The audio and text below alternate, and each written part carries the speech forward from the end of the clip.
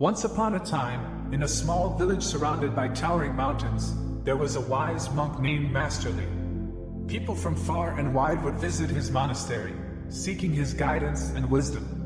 One day, a young man named Kiran climbed the steep trail to the monastery. His face was etched with frustration and despair. When he finally stood before Masterly, he said, "Master, my life feels like a burden I cannot carry anymore. I am stuck, overwhelmed, and I don't know what to do." Masterly nodded, his eyes filled with compassion. He handed Kiran 2 small stones and said, "Follow me." The monk led Kiran to a calm, flowing river.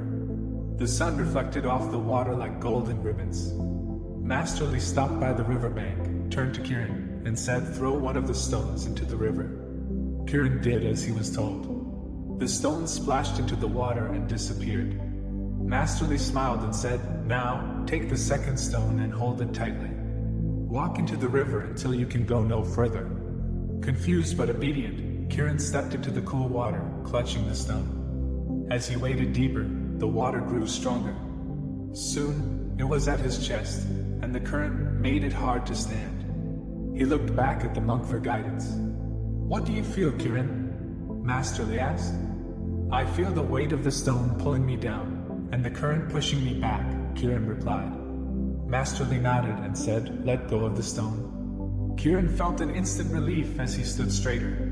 The current no longer felt as strong, and he made his way back to the riverbank.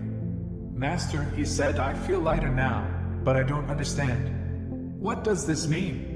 Masterly placed a gentle hand on Kiran's shoulder and said, "The stone represents the burdens you carry, the regrets of the past, the fears of the future, the things you cannot control. When you held on to it, it weighed you down, making it harder to move forward. The river is life. It keeps flowing, no matter what. When you let go of the stone, you let go of your unnecessary suffering and allowed yourself to move with life's current."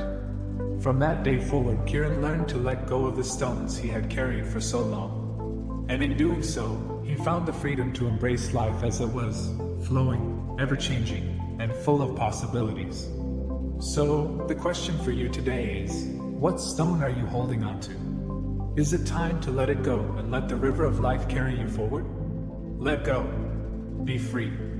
With a soft call to action, if this story inspired you, like, share, and subscribe for more wisdom-filled tales.